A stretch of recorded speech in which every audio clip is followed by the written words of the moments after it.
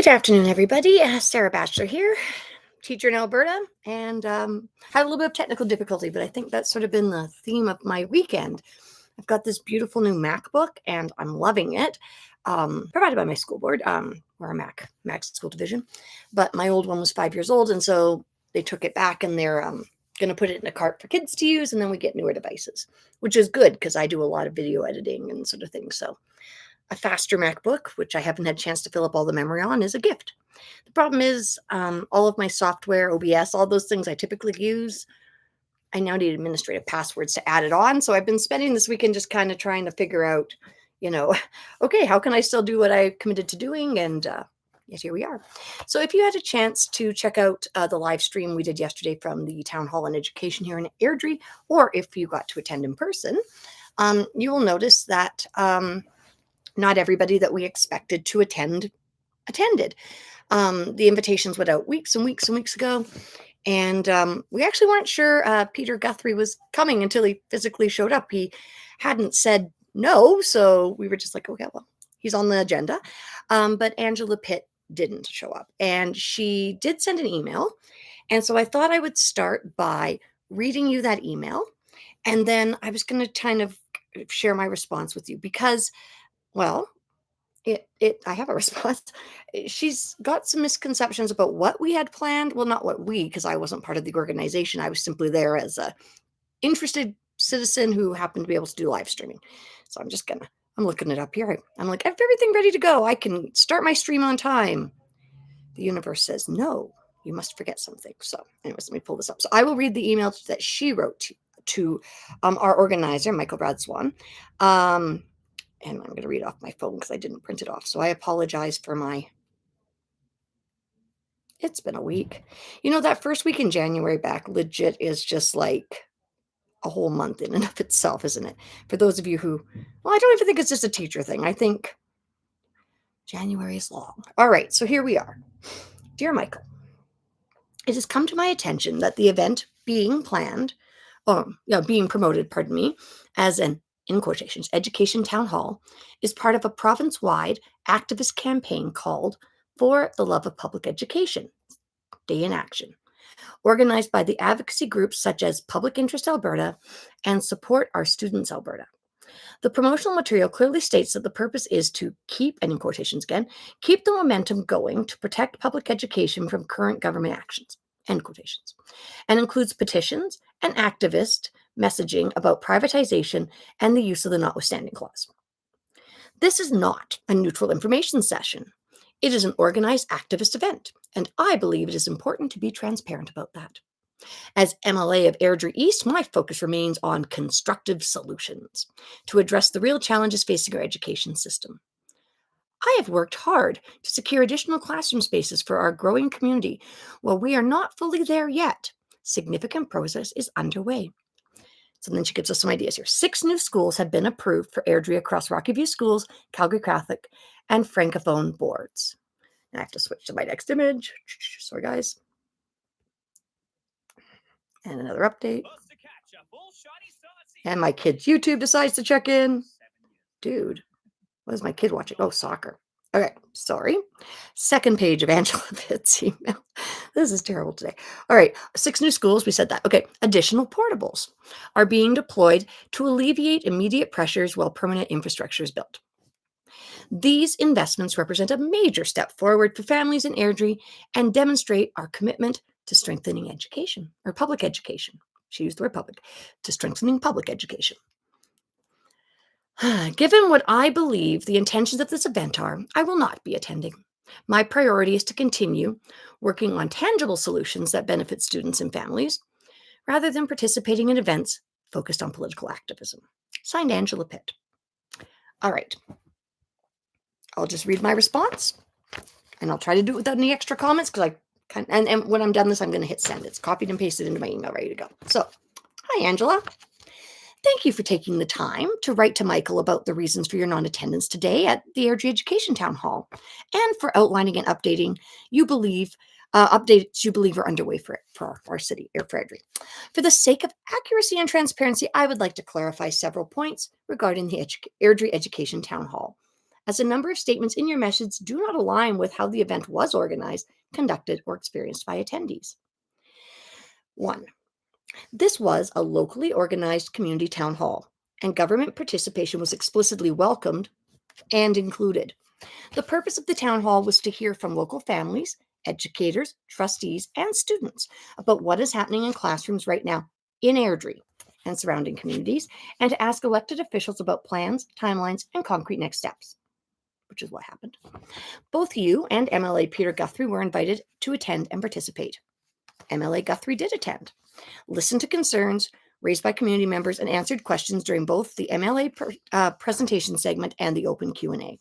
The level of engagement is the opposite of closed, exclusionary, or partisan campaign event. It is a textbook example, although we don't have textbooks anymore. It's a textbook example of public engagement. Number 2, the event followed a published agenda with named speakers and an open Q&A. This was not an ad hoc gathering.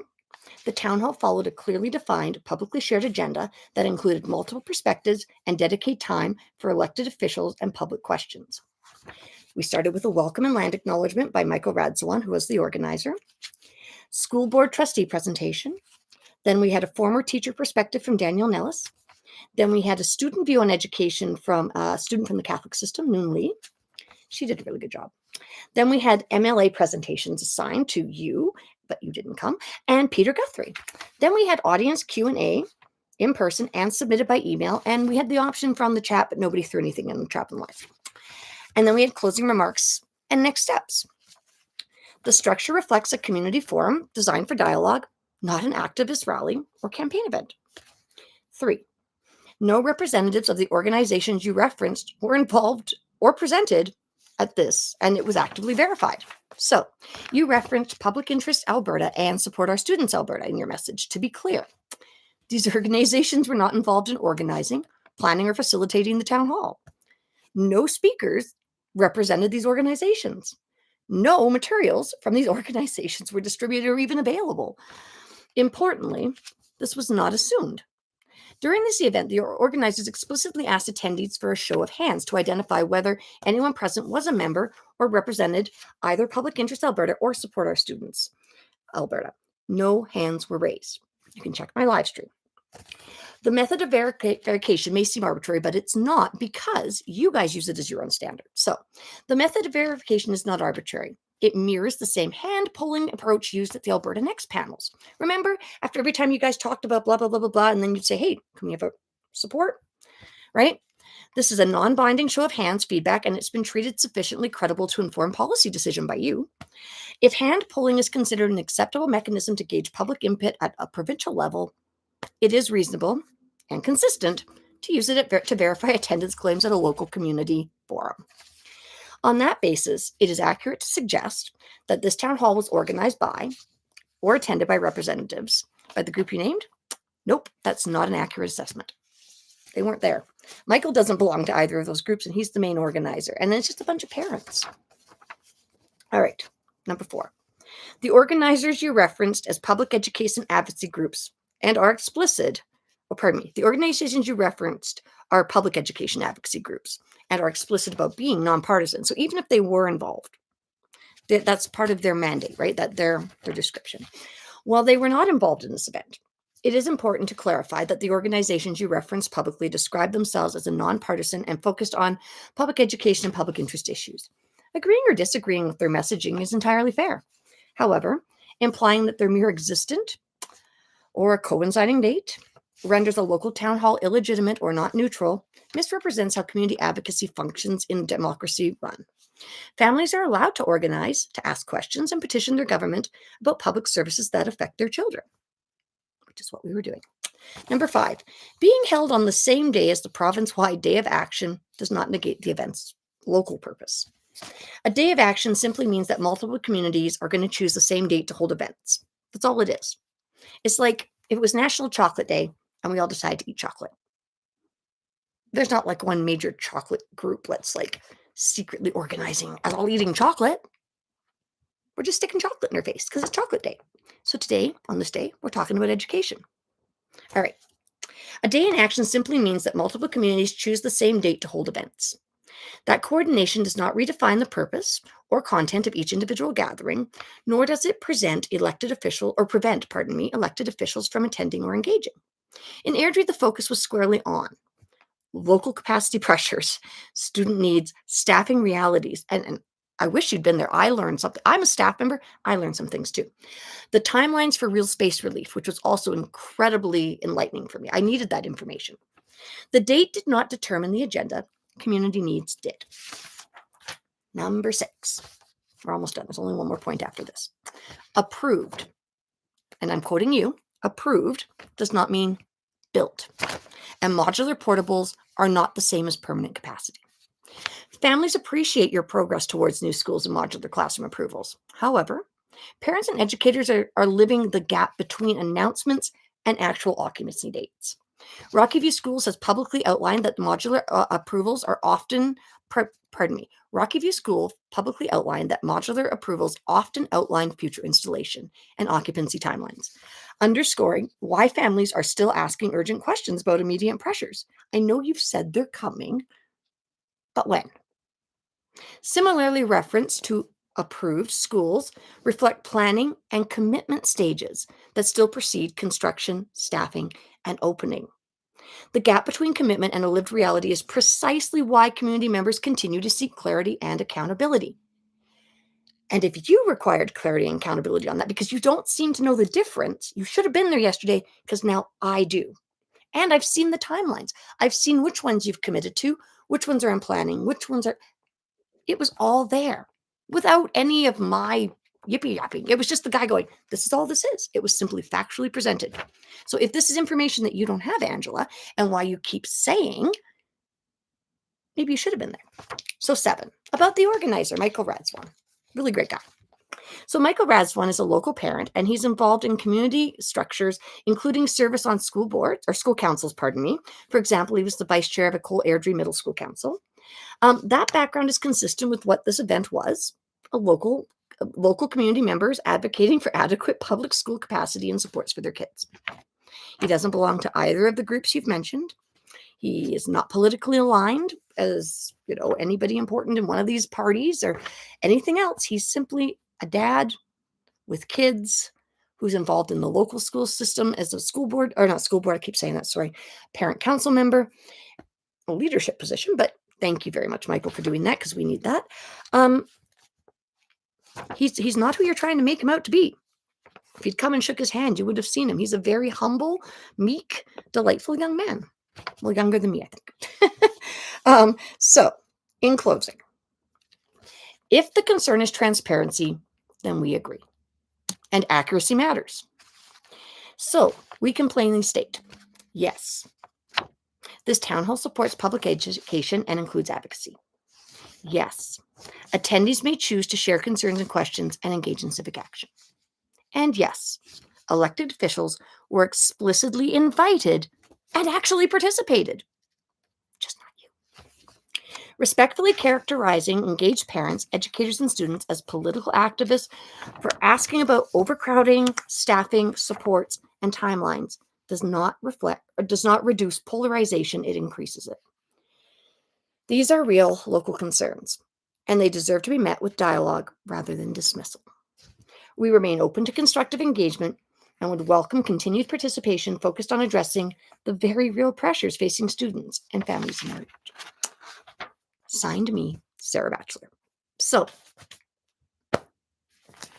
apparently she went to soccer, which is cool because I love soccer. If you know me, my kid Q, he plays soccer. We started out with Airdrie Club. In fact, one of the reasons we moved to Airdrie, because we looked at a bunch of the smaller communities around Calgary. I wanted a multicultural, really diverse community because my child's biracial and we've been living in a small town where he stuck out and was called the N-word far too often. So we wanted to give him a safer place to live. But we also, soccer was his passion. And so I looked at the clubs, and Airdrie's was fantastic at the time. They've done lots of great things. Go Airdrie Soccer. We now play with a club in Calgary, but Airdrie Soccer deserves support because soccer is important. That's a whole nother conversation. But yeah, see, So right underneath that email that I read to you, I've got soccer stuff because my grade fours and fives at my school are so into soccer that my whole concert in March, and I'm inviting you, Angela, March 16th, we're doing a FIFA, the World of Music. So 200 kids on and off the stage, all soccer chants, Zombie Nation, Seven Nation Army. We will rock you. It's gonna be lit. I'm really excited about it. It's gonna be loud. Bring your noise reduction headphones. But soccer, I'm glad you went to that event, Angela. But I wish you'd come to ours. So, just a couple takeaways from my perspective being there. The live stream is available. Unfortunately, my phone died because, like I said, my computer programming wasn't working, so I was kind of winging it. It almost made it through the whole thing, but it cut off a couple of questions right at the end by Sarah Zagoda. She was talking about PUF funding. And so, her and I are going to sit down hopefully in the future and actually have a conversation about this because that's a system that's changed a lot. And I think it's something that it's really hard to well, there's just so much happening in the province, right? So how do you keep track of all of the issues? You don't, right? And so, even I mean, like I said, I learned a lot. I always learn something every time I go out and hear other people's perspectives. So, but Peter Guthrie did attend. And for the record, not everybody liked what he had to say. Um, and that's okay. I'm just glad he was there to say it. Um, because not only was he there to say it, he was there to hear the other side of it. And Angela, I think you would have been surprised that we weren't there to attack. Um, I got a little passionate when I was on the mic for a second, and Peter said, "Thanks for your monologue," because I tried to make it a question and it didn't quite end up going there. I just went because I got nervous. But I called out everybody. I said, as I've said many times, the situation we're facing now is on the backs of every government that's been in power in this province ever. Like education didn't fall apart just under the UCP. I mean, your government's done a really good job dismantling it in a short period of time from the, well, pardon my language, clusterfuck it was to begin with. It wasn't good when you took over, right? Like we go back to 2003, look at the recommendations. If you dealt with things then, not you, the government had dealt with things then. But it all, everything's interrelated, right? So this isn't just about you or your party. This is about education and the system. And the system is broken. And maybe if you want some ideas on how to make it better, you should listen to the people working in that system. So the one thing I'm really happy that I got on the record with Peter Guthrie was my idea about representation of having, if you have a portfolio, you should be spending 5 days each month in the industry that you represent because sweetheart, Angela, we know that we aren't hiring educators to run education. We're not hiring engineers to run the oil patch. We're not hiring doctors to run healthcare. We're not. We're hiring politicians. We're hiring people who at some point had a desire to serve the public and hopefully make the province a better place. We don't expect those people to have, well, we shouldn't expect those people to know every little detail about those industries, have any inside information if you haven't been there. So I guess what we're asking is that politicians maybe be willing to learn, right? And I will say, um, I have a real time deciding who to vote for in this province because I don't want to go into my own thing, but I'm not 100% behind NDP. I'm not 100% behind Peter Guthrie. The only thing I know is I'm not voting UCP. And so that leaves me really, really questioning this whenever this election finally happens. I'm actually going to be doing a lot more research than I'm just going to vote for the party that I think will beat the party I don't want in. I want to vote for somebody that I want to be in a position of leadership and have a chance to do that. And I have some serious concerns with the NDP that I'm going to be addressing over the next few weeks as well. But Peter Guthrie, I mean, him and I don't agree necessarily. I don't think it's that we don't agree. I think there's some places we do align on it with his stance on private and public education funding. There are definitely some places we align. I think my argument and the argument of many of the people there was that it's not so much that we don't want any money going to private education and charter schools. That's not, charter schools are really important. Those special education schools are really important. I think the question is, why do we need them? Why isn't the public system funded to a level that all families of children with special needs, all families of children with additional needs can simply get what their kids need in the education system? We should be offering those specialized schools properly funded within the public education system. It shouldn't be those parents shouldn't be having to pay money. That shouldn't be something that only parents in larger centers have access to. I mean, as much as I would have loved the option, and I'm glad that Peter had the option for his son to attend an independent school, um, it wasn't an option for where we were living, right? It's not an option for the majority of the province. So that means that it's public education has a lot of growth to do to address that, right? So, he came across as like, nope, I support both getting funding. He said he didn't have a problem with that. And I'm like, okay, but what we're saying, I think, is once we've taken care of everybody, then if you want to support people who want to pay money for more, good, go on, do what you gotta do. But it's kind of that argument of, and I don't make this argument, but I've heard, why are we sending money overseas when we have people at home who need it's the same argument, right? Like, why aren't we taking care of the majority of people right in front of us who are screaming for help instead of supporting the people who have the means to at least provide some of that help on independently, right? It's not a perfect system. It's a hot mess. It's a dumpster fire. We acknowledge this, right?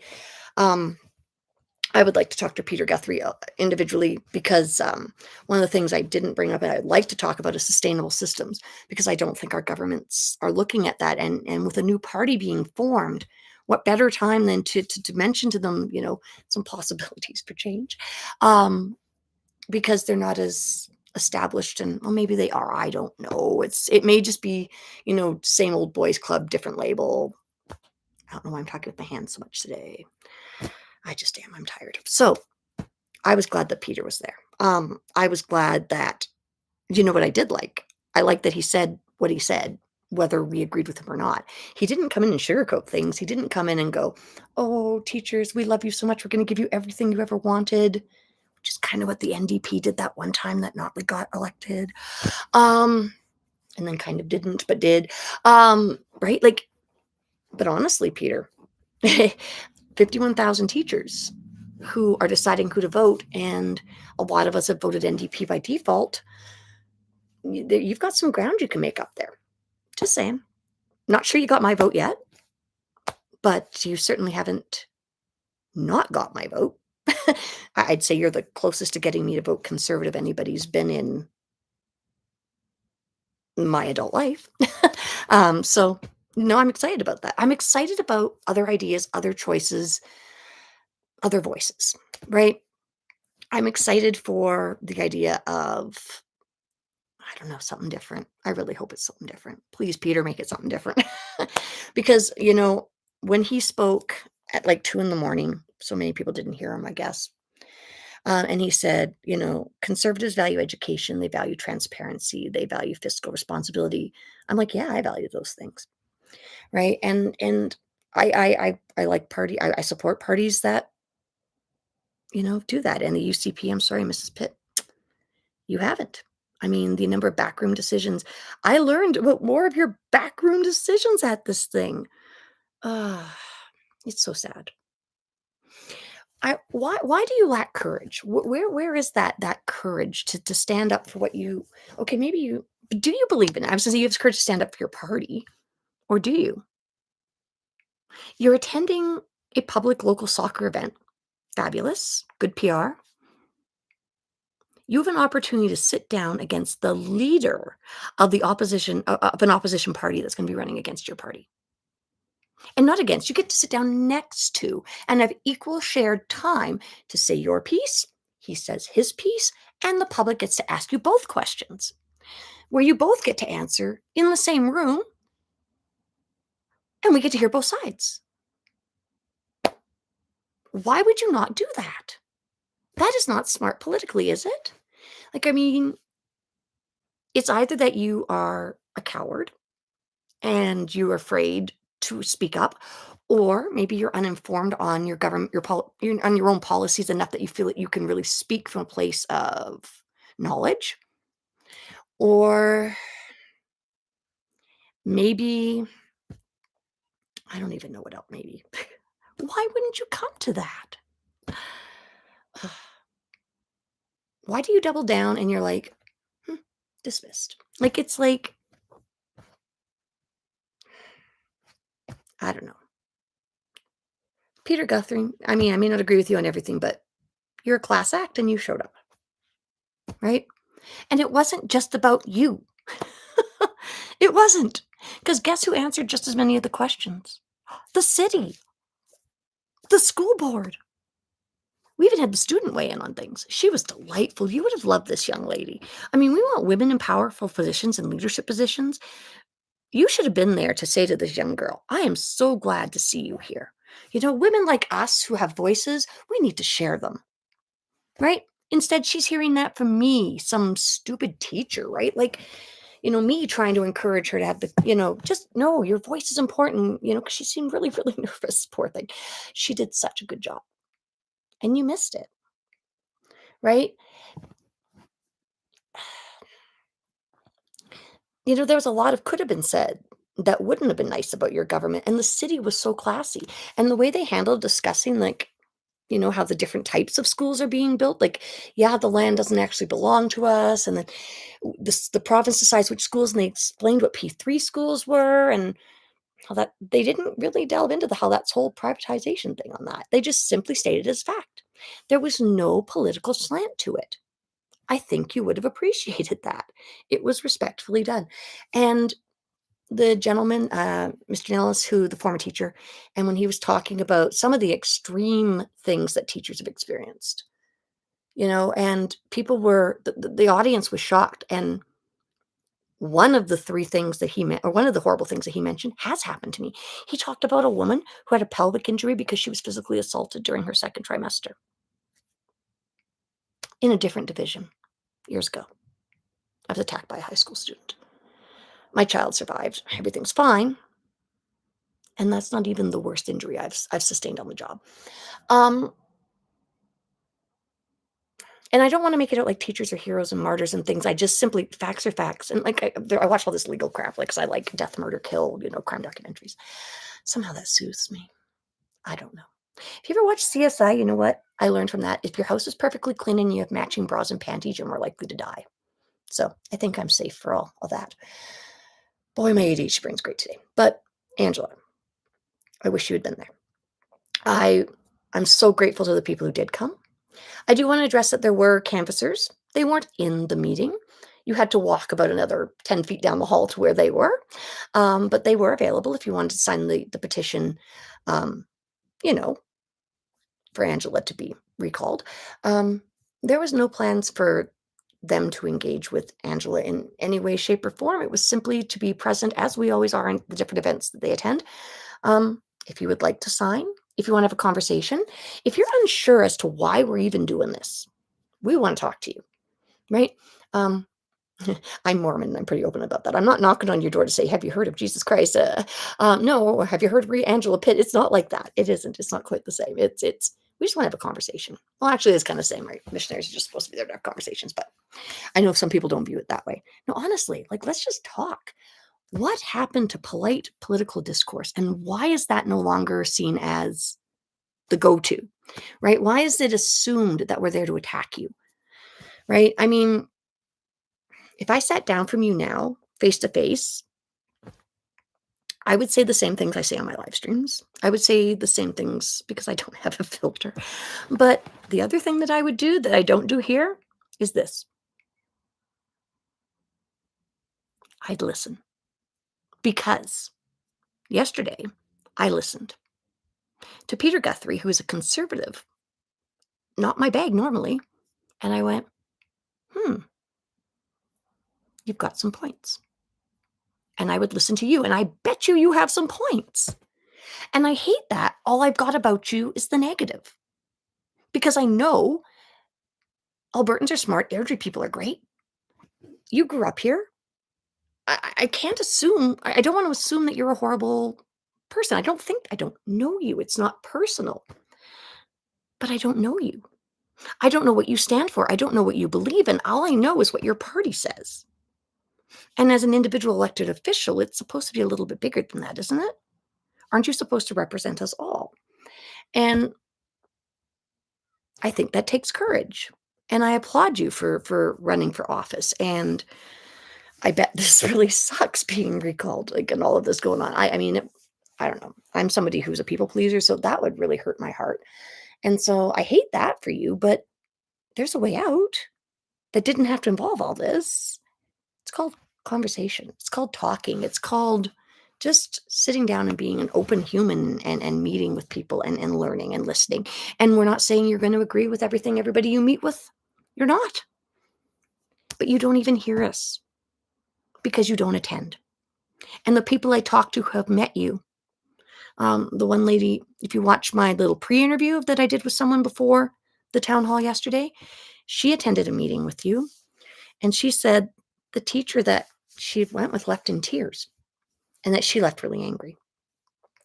I work with somebody you went to high school with who's a teacher that you spoke to on the phone who said, you know, you just kept repeating the party line back to her.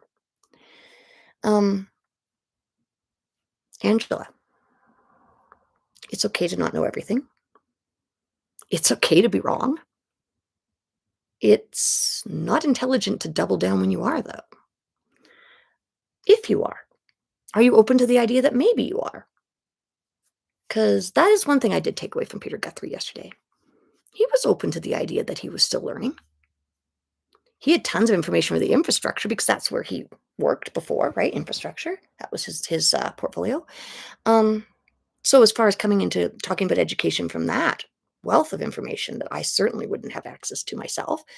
But what he didn't have was access to the human experience, to the personal stories, and I think that's probably why he came. And because he started a new party and teachers are up for grabs with our votes, right? We're not all NDP. So, I don't know. I love that he was there and that I didn't agree with him on things. That's fine. I wish you'd been there. I would have liked to see what I do agree with you on, because I'm sure there are things. I'd like to know what they are. So, once again, open invitation. Not on camera or on camera. I would love to chat with you. And as I said, I'm going to pop over here and I'm going to send the email without all my comments inserted. And that is sent. And yeah, for those of you watching, thanks for tuning in. If you are open to different ideas and learning about what's happening locally and provincially, then that's the kind of stuff I've been talking about a lot lately. And by lately, I mean the last 8 months. If you like learning about what it takes to survive as a neurodivergent educator, that is my other platform, the other thing that I hold very dear to my heart. I've got 4 teachers conventions I'm presenting at in February. I'm really excited about that. I'll be sharing more of those. Right now, I'm doing a short series of videos on getting ready for concerts, just to kind of show what it takes. Because I think a window into our world as educators is necessary. It's interesting, and I like to learn about other jobs. I like to learn about other people's perspectives. So if that's your thing, and conversations, and I'm also doing a series on conversations of people who have met with Angela Pitt, because if I can't talk to her, I'm going to talk to the people who have. I'm also planning some conversations because AISH is another big passionate thing for me. My daughter's on AISH. She's and the PUF funding and FSCD. We're going to be doing some videos on that. In the next months or so. So if those are the sorts of things that you're interested in, please like, subscribe. I can't believe when I started this about 6 months ago, 8 months ago, really starting to do regular videos. I think I had 167 subscribers and I'm up to just over 480 now. Looks like I could break 500 this year, in 2026, I should get over that. So it started out as just hobby, and because I think that my voice is as important as anybody else's. And so tune in or not. But if this is what you like, please like, subscribe, share. I think the conversations and things that we talk about on my channel are really important. And I just come to you from my perspective. So from that, I'm going to sign off for the day. And it's Sunday. So what do teachers do on Sunday? Panic clean. So I'm going to go and clean my house and do lesson planning and all those good things. So wishing you all a fantastic Chinooki Sunday. It looks like it's gorgeous out there. And right, please support education, support teachers. Legitimately, if you have our backs, it really helps because we have your kids' backs. right? And that means we have yours too. So thank you very much.